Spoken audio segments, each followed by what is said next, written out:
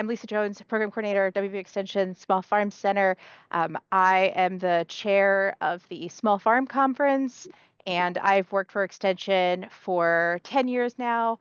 Before that, I spent 4 years managing the Morgantown Farmers Market. So I do know a little bit about the subject that I'm talking about today. So if you have questions in general about farmers markets, feel free to ask. We are specifically talking about winter blues, which is a little bit of a different beast than a traditional farmers market, which is why we are hosting this webinar.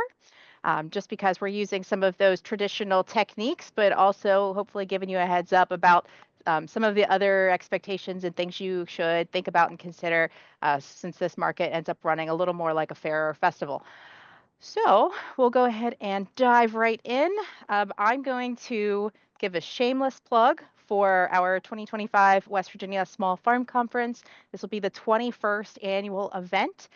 We are back in Charleston again for this year. The dates are February 26th through March 1st. That event is you can stay the entire time, or you can buy a ticket for one day. That's perfectly fine. There's a little bit of something for everyone. We make it extremely diversified with 7 different concurrent tracks, and that way we are hitting all the different types, well, not all, most of the different types of agriculture that you will find within West Virginia. So if you're a hort person, we've got veggies and fruit sessions for you. If you're animals, all animal, we have animal topics or animal production sessions for you. We do different sessions for marketing, farm to school, farmers market outlets, all kinds of stuff. So if you have questions about that, I'm not going to go into detail about that during this session, but feel free to ask me. I will have my and Maggie's contact information at the end of the slide, so you know how to get in touch with us. All right. I'm going to go ahead and launch a poll real quick, just because I am curious for all of the folks that are here today. Okay, I've launched it. It should pop up. It's a little box, and you just pick yes or no. Have you already applied to be a vendor at the Winter Blues Farmers Market? So the whole point of the webinar tonight is for anyone that's on the fence, or if you haven't already applied, or if you have lots of questions still, since we could spend all day answering phone calls, we are hoping that this will help you decide whether or not this market is appropriate for you. If you already have applied, if you're a first timer, hopefully this will give you a good overview of some expectations, or just an overview in general. And then if you've been in the past, hopefully this will be just a good refresher. And then feel free to call me out if you don't think I'm accurately portraying this market for whatever reason. If you are a previous vendor, feel free to jump in with your stories. I have a couple people that said they've been willing to do that. Should be awesome. Yeah, so we'll talk about how the event has run over the years, what to think about for this year, and and give a little bit of the history. So it looks like most people have applied, which is excellent. Hopefully you're a first timer and you're looking just for a heads up. And if you haven't applied yet, hopefully this will encourage you to apply. Hopefully I won't scare you off. So thank you so much for filling out the poll. I appreciate that. We, just so you know, for Winter Blues this year, we promote it to the public as a noon until 5 event for this year. We've played with the hours a little bit over the years. We find it's best to catch people when they're hungry. And for us, that means lunchtime.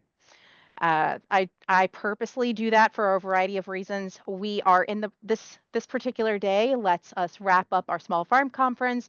So instead of going out with a fizzle, it allows us to go out with a bang and also have a really large farmers market on that Saturday, the last day of our event, and really connect with the public in a way that hopefully ties together all of the education that we are trying to do, and also show off all of the really amazing products that can be grown in West Virginia, the things that farmers and producers are doing here. So you're aware, if you're not already, for anybody that hasn't applied yet, the deadline is tomorrow. So that's why we wanted to have this particular session today, is if you have not already decided, or if you're waiting on something, you can ask those questions here throughout the session. And feel free to liberally use that chat box, put whatever questions you have in there as we go along, and then we'll definitely have some Q&A time at the end. But the applications need to be in by tomorrow. The committees are already going through and making sure all of the types of products are appropriate and you have all your permits in line. And that way everything is taken care of. All of those T's are crossed and the I's are dotted before the actual event happens. So that being said, public is noon to 5. We hope that you will be there before 11 because from 11 until noon, we have time specifically for you all as vendors to chat with each other, to shop, to collaborate. We've heard in previous years when we didn't have vendor to vendor time that you had absolutely no time during the entire event to actually talk to your neighbor and buy the honey from the guy across the way. So we've added that on as a separate, not open to the public. It's before the doors open time frame. So hopefully you have some networking time between the crazy of unloading and then the crazy of the event. Let's see. There you go. All right. So let's talk about what you're actually getting. So you've paid that $125 for your booth fee. Just so you know, this year we are also offering a box lunch option. One of the things that we've heard of in previous years from vendors is I had absolutely no time to eat whatsoever. I wish I would have had a chance to get lunch. I didn't know. I didn't want to wander through the mall and wander around Charleston trying to find food. So this is not one of our special local meals that we do during the conference. This is here's a box lunch option that the convention center is providing us. We tried to make it something fairly simplistic. We went with the cheap option that is here's some food in a box you can take back to your space and eat and have some options that'll hopefully work out for any kind of dietary needs within the group. So please take advantage of that. Or I highly recommend, and I will also mention this later, bring food with you. That's one of the things that all of the vendors have struggled with is making sure that you have brought yourself some sustenance to make it throughout the entire time frame. Please bring water and any other beverage of your choice, whether that's caffeinated or not, that's up to you, but please make sure you have some water with you. I highly recommend some like really good travel snacks or something that you can take bites of, or pretzels or nuts, something to keep you going throughout that entire event. I've heard from folks multiple years, pretty much every single year, that people get talking, which is great. I encourage you to do so. They get engaged in the sales and they never take a break for themselves. They never get a chance to breathe. They never take a chance to sit down. Knowing that, I suggest you come prepared for that. If you are able to bring additional people with you, that's always a great thing. If you're not, if you're going solo or it's just 2 people, that's fine too. But bring snacks. Snacks are always a good thing. You'd rather have more snacks than not enough. So for your vendor booth, this is a pretty typical convention style booth, trade show booth. It is a convention center. It is pipe and drape. We provide as a base 1 8-foot table, 2 standard chairs, nothing fancy, and a trash can. I've been told the trash can is small if you are engaged in sampling. So keep that in mind. If you are doing samples, you might want to bring an additional trash can or have 2 at your booth and maybe an extra trash bag or 2 if you're doing tons and tons of samples throughout the event.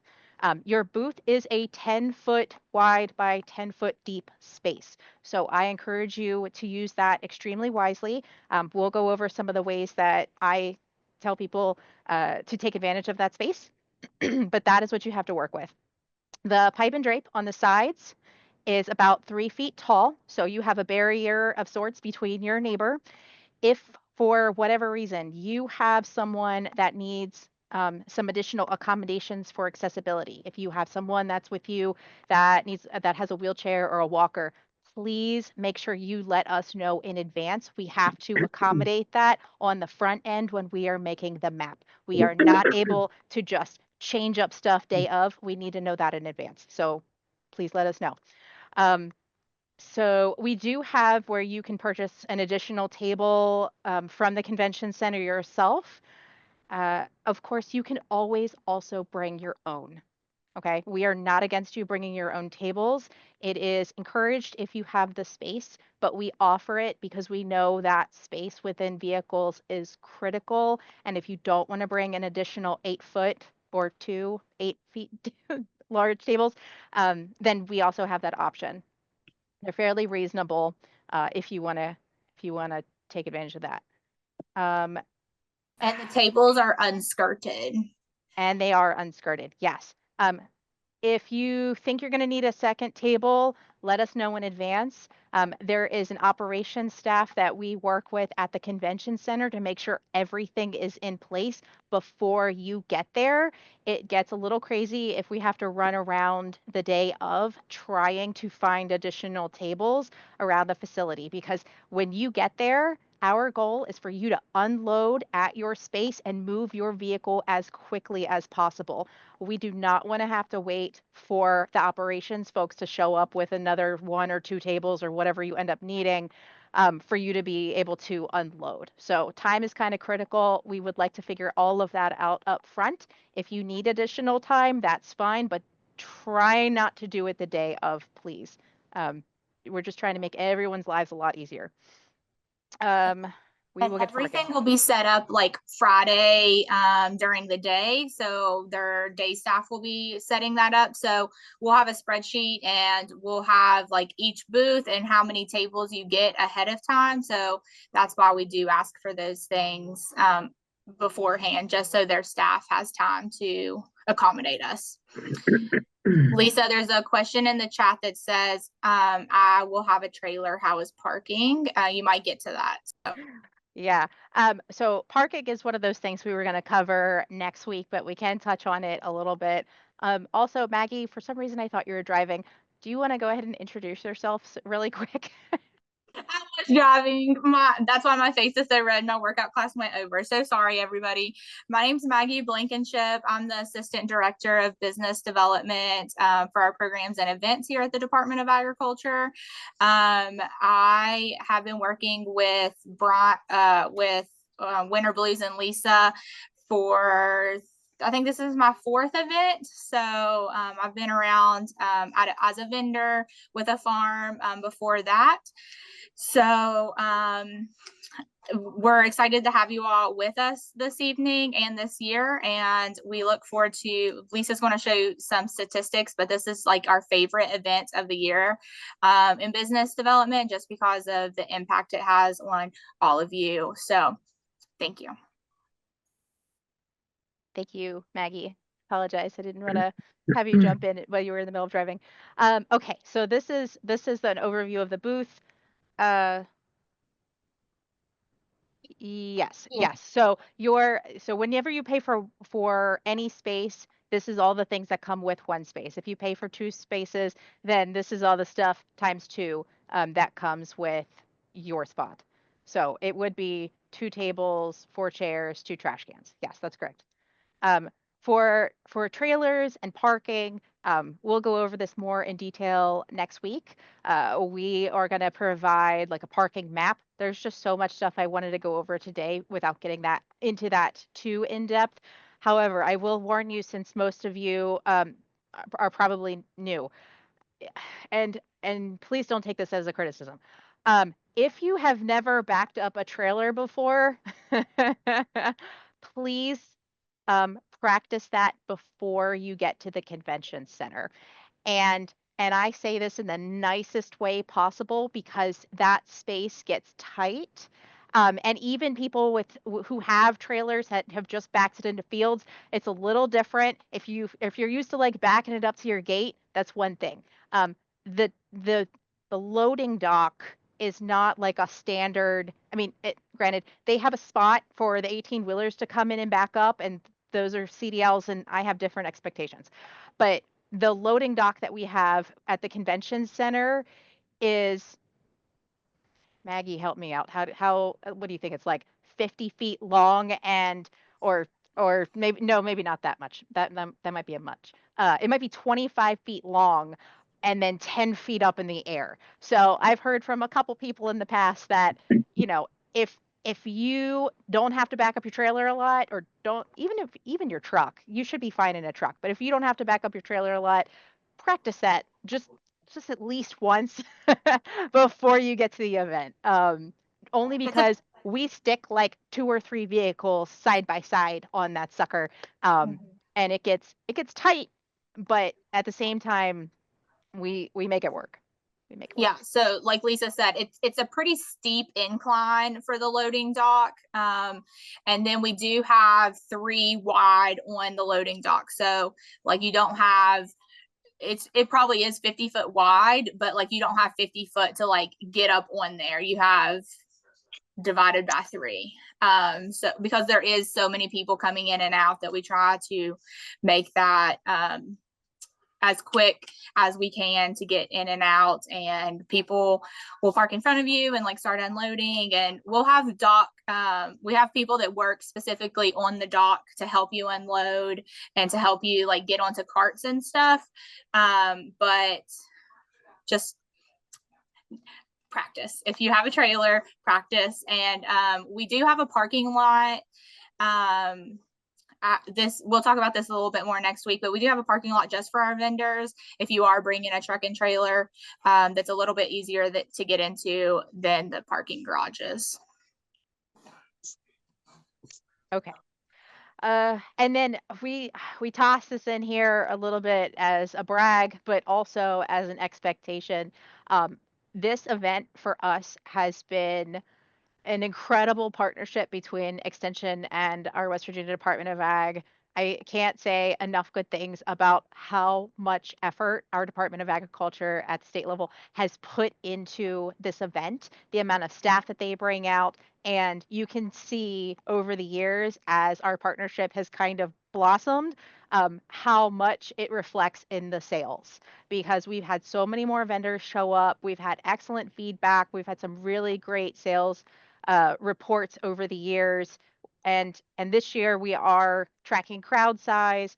One of the things that we ask you to do before you leave the event, and I know we do remind everyone, it gets crazy. We all forget. We ask you to report your sales. That is an aggregation of your sales. I don't need the nitty-gritty details. I just want to know how much of an impact our event has made for you, and then overall as a total. So, it tells us what kind of story to show the public, that we are doing our jobs to help farmers within West Virginia, um, to to make money throughout the year, and this is just one way for us to do that. So it if you get a little sales sheet at the end, which you will, we ask you to fill that out. We really, really value your feedback. We want to know how the experience was for you. If you give us reviews, that is awesome. If there are little tiny things here and there we should tweak, we read all of those. Okay. And any kind of trends that we see, especially if multiple people tell us something, those are the issues that we recognize that we want to fix. And then we make adjustments every single year. So, as you can see from this particular slide, some people have come to this event and just cleaned up. These people, I will tell you up front, they are the ones typically that have a really nice booth display and know how to do sales with customers. They are very good at getting the sale. That is really the biggest difference between this number and this number. We've had people come in their first year and make a ton of money. They've done great because they had a nice booth and they had people to staff it. And we've had other people that have come back and they're not doing as great. And I want to have a personal conversation with them about how they need to improve their booth. And we have looked at the numbers across the entire map. It does not matter where you are located. It does not matter if you are next to a producer who has the exact same thing as you. None of that has mattered. We have not seen any trends. Honestly, it is all about, and it doesn't matter if you are by the front door or in the back. None of that matters. It is all about your booth and how you're selling your product, which is why I am on my soapbox today about this. Okay. Yes, and look for blue shirt. Actually, Maggie, do you want to speak to that? Because you all are going to have matching vests, right? Isn't Yeah. that? Yes.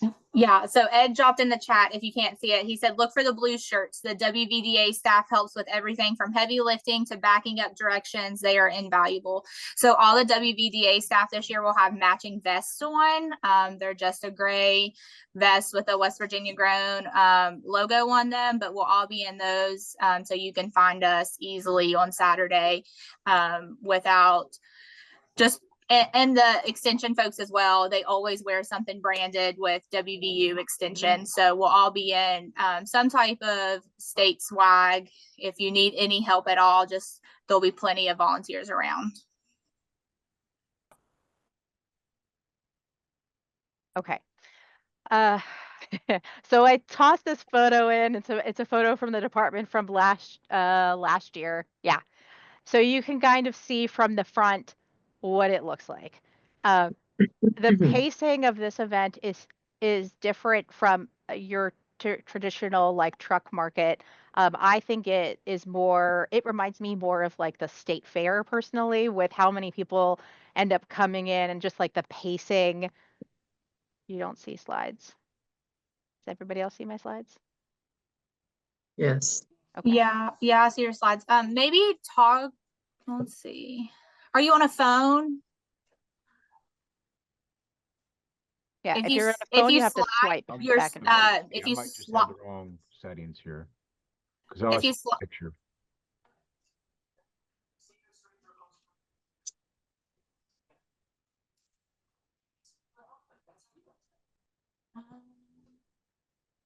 if you kind of like look, and if you're on a phone, slide to the left, then you might see the slide, or if you're on an iPad.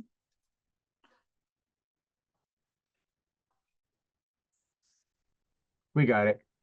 Got it. Okay. Awesome. Okay. Okay. Yeah, so for slides, or for slides, for pacing, I've been told it can be a little hectic, a little frantic. Sometimes you get so busy, as I already said, you'll get so busy that you will forget to eat or take a drink. So I want to make sure that you are taking care of yourself in addition to your customers, because I know in your mind that they have to come first, but you got to take care of yourself first, right? So if you are able, if you have anyone that can help you at your booth, I would get those people lined up in advance. Eat before the event. We'll have those boxed lunches. They will be available at 11 o'clock before the event starts. So you have some time to eat while you mingle with some other people. Bring snacks, bring drinks, bring water. And ideally you have someone with you, and that way you have time for a bathroom break, either before or after or during the event. So don't forget to take care of yourself, because sometimes it gets a little hectic. In a really good way though. Like, we want all of those customers to come in. We want them to be really excited about your sales. We want as many people in there as possible, to make every moment worth it. So just think about that a little bit before and make a plan. Make a plan for that. Is there a limit to how many people you can bring? No, I don't think so. We don't have a limit. I guess it's depending on how many people can fit at your booth. So I know some folks will have multiple people at their booth, especially depending on what they're selling. We've had people that their entire job at the event is just doing samples, and that is great. So as long as you can kind of stay around your space, we don't want you like running around hawking. That's not okay. It gets really loud in there. We don't need that extra noise. But as long as you're within your kind of vicinity, that should be fine. The slide's going. Okay, yes. Payment. This is a personal pet peeve, which is why I bring it up. At the event, cash is king, right? Cash will always be king. Well, we'll see, but cash is still king. However, the event center has Wi-Fi. I encourage you to take advantage of it. And if you have those multiple people, maybe you want multiple people to be able to check customers out, because it's all about the transaction time at that point, getting people in happy with product and checked out as quickly as possible. If you have something like Square or whatever the Square equivalent is anymore, Square's still a thing. I would use that, check in advance, make sure the 3 people working at your booth all have it, so all 3 people can be doing transactions. It is amazing by the end of the night, if you have that ability. I also encourage you to have a point of sale space, but we'll get to that. If you are a person like this person right here who is able to accept PayPal, Venmo, Cash App, whatever it is, make just a little sign. That'll help people kind of prep as they're eyeballing your space and saying, oh man, I want $10 of this and $20 of that. I'm going to pull up my app and that way I can check out really fast because I want to get down here to the next person. So any form of payment that you are able to take realistically, I think is awesome. For your knowledge, there are over 100 vendors that come to this event. As a customer, I am not going to bring $1,000 in cash to this event. It's just not going to happen. And honestly, the other people there are not going to do the same thing. But if you are able to take that little plastic card as a customer, you can buy a lot more. You can pay it off later. We're not going to get into all of that, but just so you know, there's one ATM at the convention center, and it gets a line. And I don't know if it runs out or not. I hope not. But there's a line. You do not want to be the person that runs out of cash, and that's the only way for you to make change and have to go to the ATM. There's ATM fees. You got to stand in the line. So yeah, prep the cash in advance just like you would at any event. Double or triple it, whatever you normally bring. Um, but I really encourage you to take other forms of payment. I've had farmers come up to me at the end of the night and they are able to show me and pull up Square and they're like, Lisa, I had a transaction every 60 seconds for the first hour. And I'm like, oh my gosh, I love that for you. That is absolutely incredible. I'm so proud of you. Thank you for giving me that testimonial. So now I can tell others. And so, yeah, so if you don't do that, I highly encourage you to consider. Yeah. Another like shameless plug for that. I just started a one farm business myself, and the little Square machines are only $60 now, so they're relatively cheap to order those. And then, but if you haven't set up Square, I would recommend getting your account sooner rather than later, because it does take a little bit to verify your tax information, so your EIN number and things like that. So I really like Square. Also, I did a vendor show personally, and I took Venmo, PayPal, Cash App, and you can get on the app and make there's a QR code that will allow people to scan with their camera to go straight to your account. And so print those out and have them on a little sign. And that allows people to check out faster, and you can get through your line faster if you already have those set up by your cash registers or on a chalkboard or something like that. But just anything that can speed up your checkout line helps.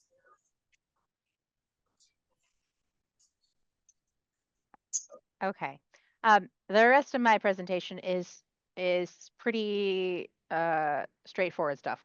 Well, I think it's straightforward. And we also, all of this other stuff I have in like a YouTube playlist. I'm going to share that at the end. And that way, if you want to take a little bit of a deeper dive into some of the farmers market trainings that we've done around marketing, I'll have that at the end. But all of this is just are things that I think are reminders for some folks, or it's just things I will point out that you should consider for your own particular space. So in general, the first thing, if you are selling at a farmer's market, it is all about customer service. Not that your customer is always right, but it is about you portraying your operation. You are the brand a lot of times, and your customer is the key to the sale. They don't always have to be right, but you do have to have the good eye contact. You should, uh, be fairly pleasant, clean, make sure you're standing if you are able, um, because the whole goal is to like lean forward and seem engaging, right? Make conversation to a point. This particular event doesn't allow for as much conversation at the beginning as as a typical farmer's market does, just because you are typically trying to get through a line. But it is about making that connection with someone, answering those questions, just like you would at any market. And all of this in YouTube, we do links on studies and whatnot if you want the research back information. I can give you studies for all of that. But in general, at a market, the customer wants to come up and see abundance.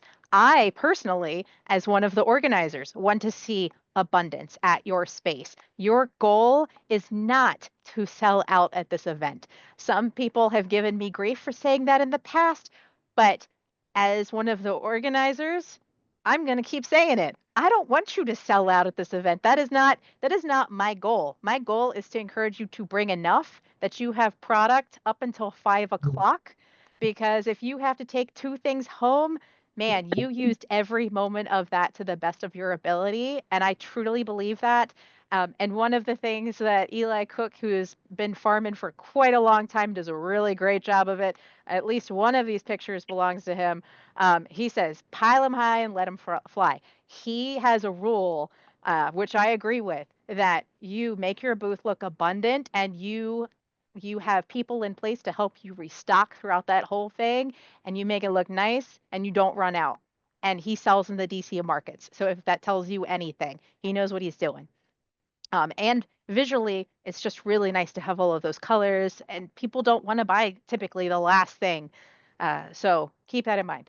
Um, this particular photo I love because it shows a diversification of products. You're not overloading your customer with what we call overload bias. So I'm not overwhelming you with 30 different types of jelly. I am saying I am a maple producer, and here are the different ways that you can enjoy maple. You can buy these pre-made, because there's someone standing there, which we'll get to that, and I love the smell, pre-made bags of cotton candy, which as a vendor, that helps you just grab one and sell it really quick because it's already ready to go. But then here are syrups, here's cream, here is sugar, all of that stuff. So this is a really excellent way um, to market your products and show them off, have selection, but not create an overload on your customer. They also do a really great job with spreading out the labor. As you can see, they're wearing gloves. So we might be interacting with food products. We're going to take those off when we're doing money handling, and you have to go back and forth. So make sure you have enough gloves. But then the person in the back is the one making the cotton candy, and that way it's fresh. You're providing a smell. If this is some product or a product that you're selling, this is a really great way, in my personal opinion, to do it. And also, again, all of this is pet peeves. Customer friendly spaces. So we'll get into how to set up a booth, but I want you to have a point of sale that is clear, or I want the 2 people that are working at your booth to both accept payment, because that is going to help you process sales. But then I don't have to like go looking around for the person at your booth that is supposed to be checking me out because I have stuff in my arms, right? The majority of customers at farmers markets across the nation are women, and a lot of women have purses. So we're going to put a purse on her arm or have a purse in our hands, and we also have our other hand grabbing things. So if you have a space, even a tiny space, where I can set the items that I want to buy and then also pull out my card to pay you, that makes my life a lot easier as a customer, and it also allows me to grab more things and put more things aside. And then maybe at your checkout spot, you put like the small things, just like you do at a candy store. If you think about the way a grocery is set up, you have that point of sale space, and then you also have like the little things of gum. So whatever that looks like for you all, maybe that's the herbs at your checkout. in addition to whatever it is that you're selling, because the herbs smell really good or the garlic that you're selling smells really great. And you put that right in front of me where your point of sale is. And then I'm standing there smelling garlic while I'm pulling out my credit card. And I go, oh my God, I need that garlic in my life. So add a couple bulbs of garlic to my checkout. Anyway, so think about how to best use that point of sale space. Ovens or microwaves.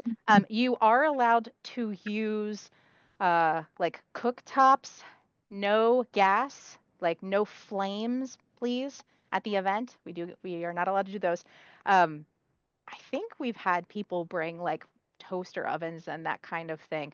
You will be using a pretty standard outlet, so don't bring anything that requires a 220. Something that you can plug in the wall just like you would elsewhere. Yeah, and then if labor is an issue, which I know it can be, make sure everybody at your booth can bring or can process cards or process cash, and then bring bags. So your customers want to buy more things from you. It is really easy for them to do that if you have a bag for them to put it in. If I only have my arms, I'm going to be buying a lot less product. How many outlets? Maggie, do you remember how many outlets I it think is? it's a surge protector. Yeah. I think they run the power out of the floors and just have surge protectors like along the backs of the booth. So I would bring some Yeah. extension cords and maybe an extra surge protector if you are worried about getting electric to a certain part of your booth. Someone else, if you've been to the Winter Blues before and you're on this call and you know better than we do, feel free to unmute yourself. Ed might know. Ed and Becky, because I know they cook stuff. Yeah, so feel free to chime in. Put it. So yeah, about the plugs, they varied. Like there were blocks, there were actual blocks set up, and the first year I believe it was 6 on either side, so it was 6 for your side and 6 shared to the booth behind you. And we ended up just using, because the first year we had freezers and a hot plate that we had to plug in. We ended up just asking the booth behind us if we could use some on their side if there aren't enough. The last year that we went, we were fortunate. We ended up where there was a huge block and there was like 12 outlets to one side right there. If there aren't enough there, you can ask them when you're setting up and they can run you another block out there. But you can just put in your zips if you bring your own zip strips. That's what we did the last time. That helped us a lot. This is Angie from Custard Stand, and we run 2 hot plates and 2 crock pots and don't usually have any issues. But I would recommend the heavy duty extension cords versus the little home use brown ones. I'd recommend the heavier ones. Thank you all for chiming in. Appreciate it. Okay, and then so because you have a 10 by 10 space, one of the best things that you can do is make sure you have some sort of 3-dimensional display to actually take advantage of the height and the width and the depth of that space. I recommend these for all markets just because it gives you a much more interesting visual. But at a market like this, where your goal is to put out lots of product to be available to purchase, like really quickly, it helps with your setup up front. It's best if you have some sort of like stack and pack kind of rack, something that's lightweight, something that you can easily transport that breaks down, and shows off ideally like different sizes of products or different varieties of products. And that way you are constantly re-upping your inventory, but in a way that's not going to knock over your stand. So some sort of anchor or have it heavy enough where it's not going to fall over, because I've seen that happen once and it's not pretty. And then think about where people are at eye level, different heights. If you've got, nothing on the floor, no things on the floor. We have no tripping hazards that are allowed at this event. I I will say something if you put things on the floor that people can trip over. But if you want something lower because it is for kids, totally fine. Don't forget kids help drive sales. And for better or worse, one of the things happening at the same time at this event is a state wrestling competition. So there are families and there are plenty of kids that will be in the area. So if you want to target that particular audience with slightly different heights or products that they might want, keep that in mind. Labels. As a customer, I do not want to come up to you and ask how much something is. So even if you have something as simple as a sandwich board, please make sure you tell everyone up front, here are all the things that I am selling, and here is what the price is going to be. And that way I can do some mental math while I stand there in line of all the things that I would like to buy from you. It is best to always have labels on all of your products. It drives me up the wall when people do not have labels and tell me how much things are, because I will not be buying those. And then the aisles, if you think about how, I think these are 25 feet wide. Do you remember, Matt? Is it 25? They're at least 20. Yeah, they're At least 20 or 20? 25. Okay. So we make the aisles extra wide, and that way there's plenty of room for the customers to walk through. We've been playing with those numbers over the years, and we finally got to a spot last year where the aisles are wide enough. So your banners, your big banners behind your head that will end up probably on an S hook of some sort or bring cords that you can use. S hooks are really great for this particular space, though, and they're really cheap. You can get them from the hardware store. And the convention center sometimes has them, but I'd recommend bringing your own. I'm They're gonna drop the ones that we use in the chat because they're super cheap and they fit perfectly. awesome. So use your banner to pull people to your spot, and then think about the font size that's appropriate for someone to be able to read from like 3 to 5 feet away, assuming they're in your space at that point. Something that's readable for your products and prices. So maybe that's the recipes, or that's the, hey, I have 10 different types of apples, and here are the different ways. Like this is a sauce apple, this is fresh eating, this one is best for cooking or whatever. So keep all of that in mind. This sign is on the ground. I prefer you not to put a sign on the ground. Again, we don't want tripping hazards at this event. People will not see it and your sign will get kicked over. And in general, you shouldn't put signs on the ground because someone's going to stand in front of it and someone else is not going to be able to read it. And then visibility. So personally, I love it if I come to your space and everyone is clearly identified as working at your booth. For these folks, they both have the yellow shirt that matches the yellow on their banner, that matches the yellow in their tablecloth. It is gorgeous. It screams brand to me. They have a shirt that says, "I work here. You can you can trust that I'm gonna be the person to take your credit card, and process you." It doesn't have to be a shirt. You could all do hats. You could go cheap. Everybody has the same matching apron that you just bought 2 days ago. You could have pins, buttons, whatever it is. But ideally, there's some consistency when I come to your space. And then as part of that, as you check them out, you give them that bag. You put in your business card, your rack card, whatever material it is, because I know you all are coming from all over the entire state. You don't all live in Charleston. And some of these folks end up coming from pretty far away, surprisingly enough. But they travel sometimes. They want to hear about the agritourism event that you have going on. They want to follow up with you and buy online. They want to follow you on social media. They want your farm pamphlets. So if you've got it, toss all that stuff in the bag with them. And that way they keep buying from you after the event. And things like the yellow shirt and the yellow tablecloth makes you memorable from year to year. So if they like your product, when they come back next year and you come back next year, they're going to find you and they're going to buy from you again because they really liked whatever it was that you were selling. Yes, so you can hang things from the backdrop. Keep in mind it is like an aluminum pole, so the S hook is really great for your banner. You could hang some other lighter things, but I wouldn't get too crazy with it because those poles are shared across the booths. We do not want to have a domino effect across all of those groups. Yeah, yeah, nothing heavy. T-shirts are fine. The super light cotton candy is probably all right. Don't get too crazy. And then one of the things that I love to talk about with people, especially as a former manager, is thinking about all the five senses. So we use like the things that Disney does as part of sales. Is your sight is your strongest, is the sense that sense everyone's going to use first. So what are you doing to be like visually exciting, visually pleasing for someone to come up to your booth? And that way they can experience the sound, which is your voice, because you are the sound for the customer.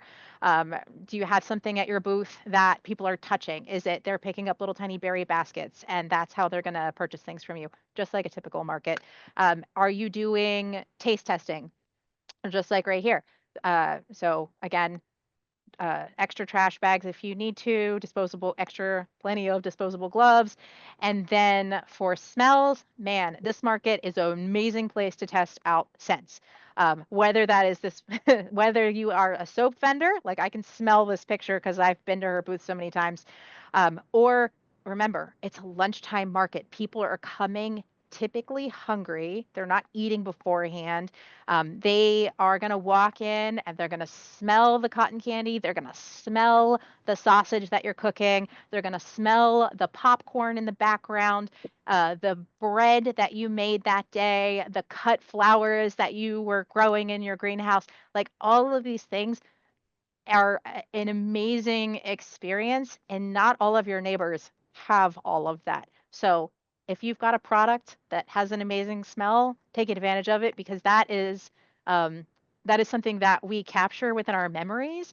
And then your customer has a really amazing like memory coming to your booth, which helps them remember to come see you next year or in the future and look for you, because they have that memory that is solidified with that smell, because smell helps drive memories. Flow, Can I these are, pop in real yeah, quick? yeah. Sorry.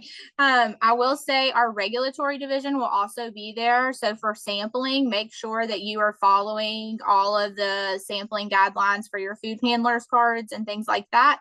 And just make sure that you're wearing gloves and staying safe. So just a little tidbit. Yeah, right here. Gloves. Yeah, so we, yeah, regulatory is critical. Flow. These are typical farmers market booths, and they are my best examples, I think, of just, some people are straight across the booth kind of folks. Some people do U shapes. I've seen a Z one time, which I thought was kind of weird, but I'm like, hey, if it works for you, it works for you. If you have two spots and you want people to walk through, that's cool. This particular booth is actually up in Morgantown, so this is one of the places that I've been, and I think their spot is very interesting because they have you go in like a U, but then they bought an extra spot, and that way you can come across the front and also do sales. But they have a pretty clear point of sale space right here. Um, there's a cash register right here. They hide it behind a sign, and that way it's nice and secure, which I love. And look, they put their value-added products and their garlic right there by your booth. And their onions. So it's, those last couple things. I was standing there thinking about the recipe I'm gonna make, and oh man, I realized I'm out of onion. So that some of those like flow things, definitely think about how people are gonna move around and through your space.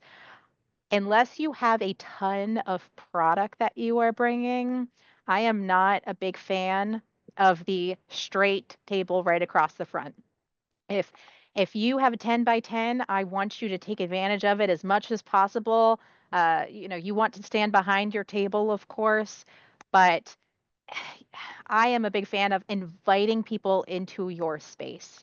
And that way you have their captured attention and you can show off everything. And it also gives you more retail space in general. Instead of the one table across the front, you have three table options, or an L, two table options for them to still come in and be with you as a customer, as opposed to stuck out in the aisleway where you don't need to get to them. They are going to come to you. You can beckon them in, but you don't it is best not to like throw your line out into the aisle, especially in this place. If you are like, hey, Lisa, I only have enough product for one table across the front, that's fine. Still bring it back a little bit, and that way you're not like jutting out into the space. It's just for our flow and your flow, it's just not great. So mock-ups. This is this is going to be your homework, okay? Between now and the event, I encourage you to sit down with a piece of paper, and it doesn't have to be fancy, but yes, you will get one 8-foot table. So think about that in your space. That is why we use grid paper. I love grid paper for this reason. You can write out, okay, I've got 10, or you could use 20 bubbles, and each of those is a half a foot. And then you can draw out what your booth is going to look like.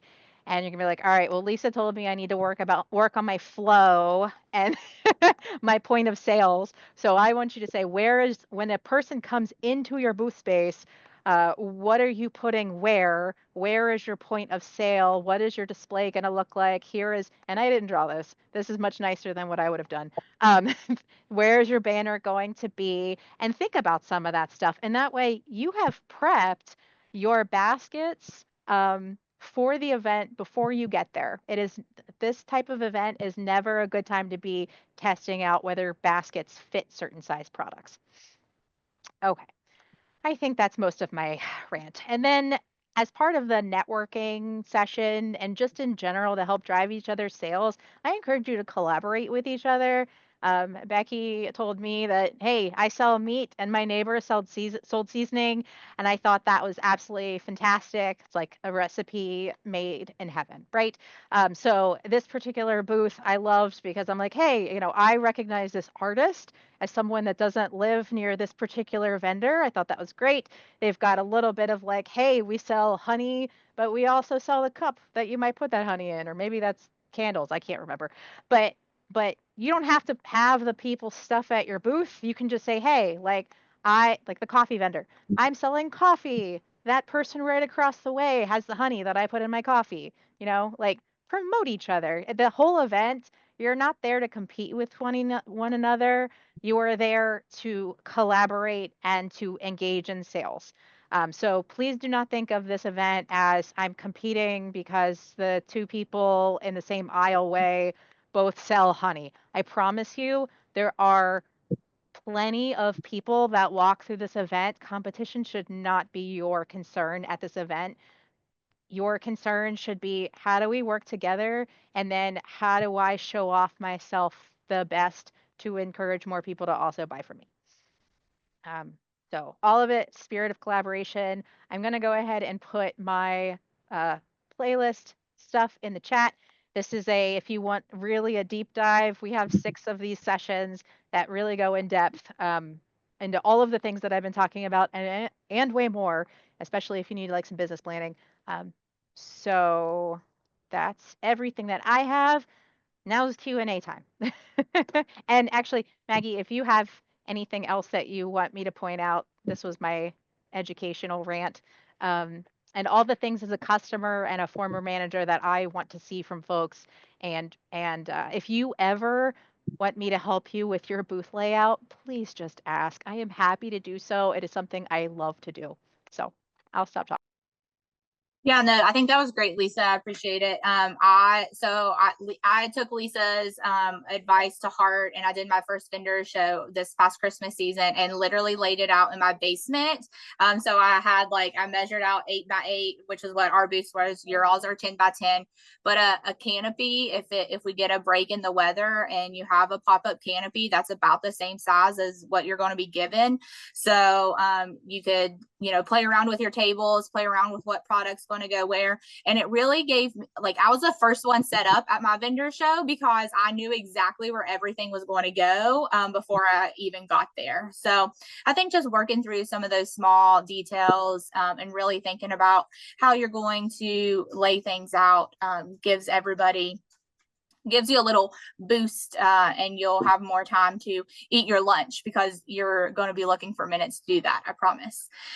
But feel free to drop your questions in the chat or we can take turns and come off mute. If you have chats for or questions for Lisa and I appreciate everyone that's been here this evening and tuned in.